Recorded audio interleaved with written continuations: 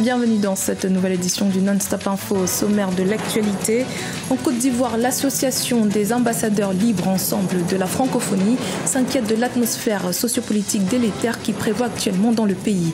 À l'approche des élections municipales et régionales, elle invite tous les acteurs impliqués dans ce processus à cultiver l'esprit du vivre ensemble. En Ouganda, les utilisateurs des réseaux sociaux tels que Facebook et le Mobile Money devront désormais payer des tarifs journaliers de l'ordre de 200 shillings ougandais, une mesure entrant en vigueur ce 1er juillet 2018 et qui suscite la controverse dans le pays. Et puis au Tchad, les avocats et les notaires ont exprimé ce 2 juillet leur satisfaction suite à la condamnation du gouverneur de la région du Logone oriental, Adam Nouki Sharfadine. Le personnel de justice continue néanmoins de condamner les intimidations dont il fait l'objet.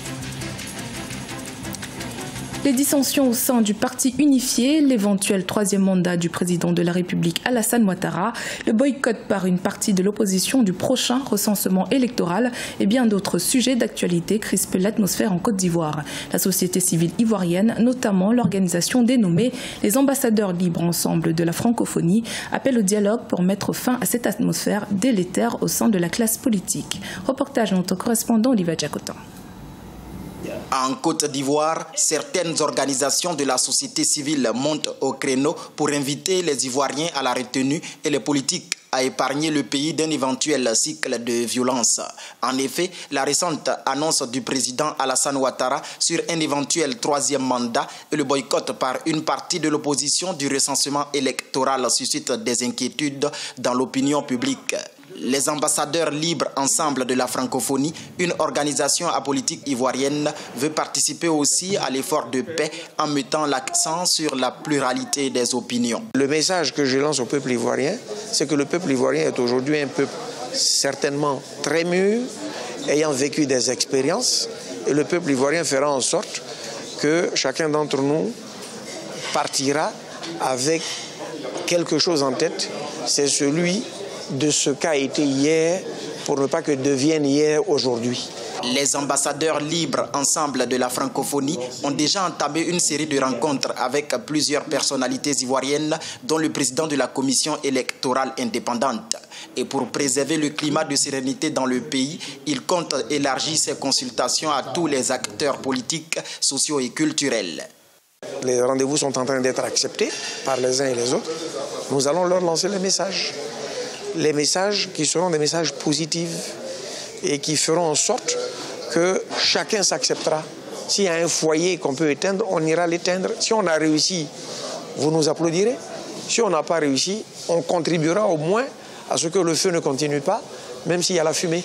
Composée de 33 personnalités de bonne volonté, l'organisation apolitique Les ambassadeurs libres ensemble de la francophonie a vu le jour en décembre 2017 en Côte d'Ivoire. L'organisation veut surtout promouvoir la paix et la cohésion sociale, des idéaux prônés par l'Organisation internationale de la francophonie. En Ouganda, la taxe imposée par le gouvernement sur les réseaux sociaux et le mobile money est rentrée en vigueur le 1er juillet 2018. Les nouveaux tarifs vont de 200 shillings ougandais à 6000 shillings. Selon le gouvernement, cette mesure vise à combattre la publication de fausses nouvelles sur Internet, une mesure qui ne fait pas l'unanimité dans le pays. Adjiatou Badawi.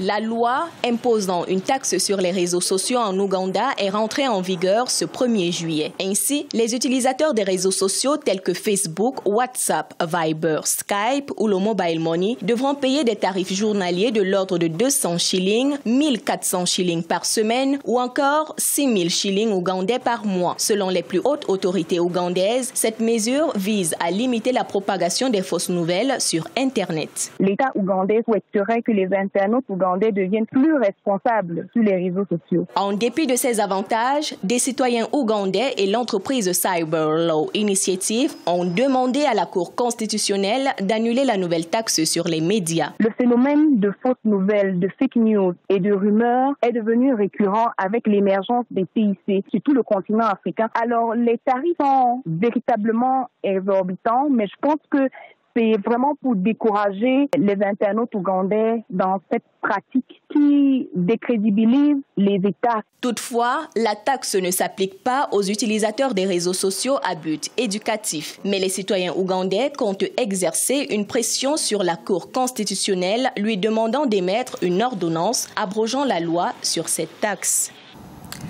Au Tchad, les avocats et les notaires ont tenu le 2 juillet une assemblée générale au palais de justice de N'Djamena. Le secrétaire général de l'ordre des avocats du Tchad, Djimadoum Koumtourg, a annoncé que désormais aucune intimidation ou agression au sein du pays ne restera impunie. Les précisions avec Adjiatou Badawi.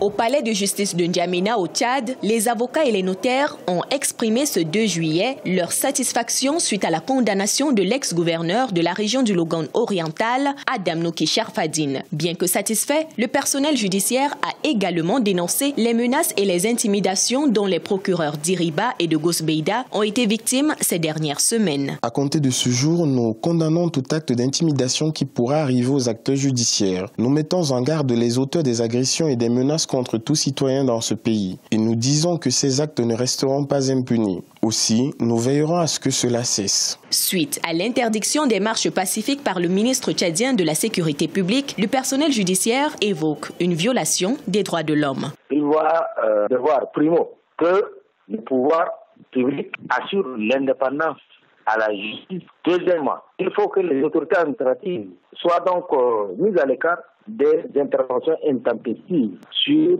les juridictions. Le gouvernement tchadien, pour sa part, estime que l'interdiction des marches pacifiques au sein du pays est une méthode parmi tant d'autres pour rétablir l'ordre et la quiétude sociale. Place au sport à présent avec la Coupe du Monde Russie 2018 qui se poursuit en Russie. Pour en parler sur ce plateau, notre spécialiste sport, José Douglas. Bienvenue José. Bonjour Corinne. Alors José, on connaît à présent les équipes qualifiées pour les quarts de finale de la compétition après des huitièmes assez trépidantes. Quelle analyse de la compétition peut-on faire à ce jour? Exactement Corinne, eh bien oui, quelques analyses s'imposent. D'abord, toutes nos sélections, il faut le signaler, africaines ont été éliminées, ça vous le saviez déjà, mais nous aurons l'occasion d'y revenir. Mais dans ce mondial, 3 équipes d'Amérique nous ont encore impressionnés. Nous allons les voir. Tout d'abord, l'Uruguay avec donc ses stars comme Cavani et Suarez. Cavani qui est blessé, vous le savez, en ce moment. Il y a également une autre équipe d'Amérique du Sud, c'est le Brésil de Neymar. Donc Neymar très bousculé, vous le savez, il n'est pas ménagé dans ce mondial. Et puis la Colombie, et comme vous allez voir, les jaunes de la Colombie, comme un peu le Brésil presque. Et même si la Colombie, vous le savez, a été éliminée donc, de ce mondial. D'autres images, Corinne, avec l'Europe maintenant, et puis la France, avec ses pépites, mais il y a également donc la Suède, l'équipe de France qui paraît-il est la plus jeune. Il y a la Suède que vous voyez, il y a également la Russie qui s'est réveillée, le Danemark avec son gardien emblématique Kasper Schmeichel qui évolue à Leicester, et puis il y a la Croatie de Modric, et puis la Belgique d'Eden Hazard et Lukaku qui, vous le savez, natif du Congo, des équipes qui sont montées en puissance au fur et à mesure des rencontres. Et nous allons parler maintenant des joueurs qui marqueront sans doute ce mondial. Il s'agit de Kylian Mbappé, qui est de père camerounais, mais de mère aussi africaine, algérienne précisément. Edilson Cavani, il y a Luka Modric également. Ensuite Neymar Junior. Et puis Harry Kane, meilleur buteur donc, de ce mondial, des joueurs qui laisseront leur empreinte sur les stades de Russie et qui ont prouvé qu'il faut compter sur eux encore pour quelques années. Alors, nous allons voir le programme des quarts de finale maintenant, ce vendredi 6 juillet, à Nijni Novgorod, Uruguay contre la France. Et à 18h, Brésil, 18h GMT, Brésil-Belgique. Et puis le samedi à Samara, Suède-Angleterre. Et à 18h à Sochi, Russie, Croatie. Alors, Uruguay-France est très attendu avec les déclarations de Griezmann, qui a évoqué dimanche dernier à Istra son amour pour l'Uruguay, la Real Sociedad et son entraîneur qui était uruguayen, son amour aussi pour le club de Peñarol en Uruguay, son coéquipier de l'Atlético, il s'agit de Diego Godin. Alors, il est aussi parrain, semble-t-il, de membres de sa famille. Luis Suarez a tenu justement à réagir. Écoutez-le. Il ne connaît pas le sentiment d'être uruguayen. Il ne connaît pas le dévouement et les efforts que les Uruguayens font depuis leur plus jeune âge pour pouvoir réussir dans le football, malgré le peu de gens que nous sommes. Ce qu'on éprouve, on l'éprouve différemment. J'allais justement vous demander, José, comment s'annoncent les quarts de finale et ces duels Uruguay-France et Brésil-Belgique. Alors justement, pour l'Uruguay, avec son entraîneur et magicien Oscar Tavares, surnommé El Maestro, c'est un ancien instituteur. Il peut piéger la France, mais son buteur Edison Cavani est encore incertain. Suarez ne pourra pas faire tout seul tout le travail donc en position d'attaquant. Il y a la France bien sûr qui monte en puissance, ses postes sont doublés, Matuidi absent, Tolisso ou Thomas Lemar ou Fekir devraient le remplacer. La France 7e au classement FIFA et le joueur le plus sélectionné s'appelle Lilian Thuram avec 142 sélections. Brésil-Belgique, Brésil, Neymar ne devait pas être ménagé encore une fois, mais attention, il n'y a pas qu'un seul grand joueur dans la sélection de Tite. Ça bouge partout. Et puis Belgique contre le Brésil, bien sûr. Belle équipe avec Meunier, Hazard, Witzel, De Bruyne, Lukaku, Chadli. Les Belges sont euphoriques. Et pour terminer, Corinne, classement des buteurs, je rappelle. Donc Harry Kane possède toujours 6 buts. Le Belge Romelu Lukaku et le Portugais Cristiano Ronaldo, 4 buts. Le Colombien Mina, l'Espagnol Diego Costa, les Russes Cherichev et Zuba, le Uruguayen Cavani et le Français Kylian Mbappé avec 3 buts. Et puis Neymar, 2 buts seulement, va devoir ouvrir son compteur. Merci José pour toutes ces précisions. C'était le journal de la rédaction. Merci de votre fidélité. Dans un instant, une nouvelle édition de l'actualité sur Africa 24.